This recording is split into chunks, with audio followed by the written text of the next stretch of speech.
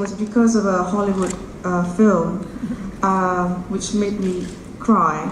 I called up the deputy chairman of the Malaysian Red Crescent and say I would like to be a part of the Malaysian Red Crescent, not just as a guest of honor, but if I could actually contribute and be a part of the team.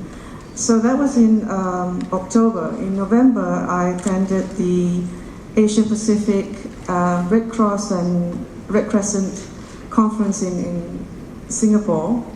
And it was a bit like this. There was, I think, delegates from about 50 countries.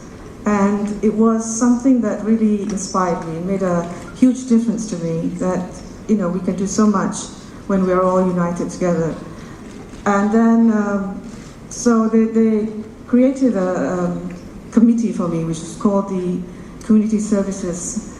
And that was especially for me. I don't know why, but they did it.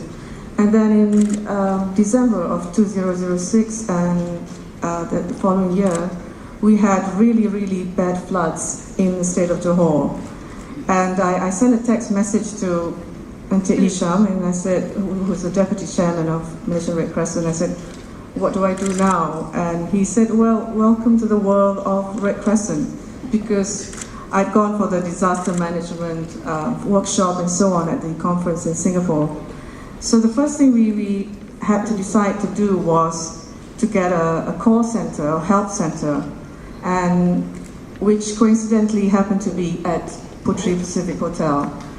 And from then on, we were able to get people who needed information about their relatives or their families who were affected and who were not at this call center. So that worked. So that was one of the more defining moments for me.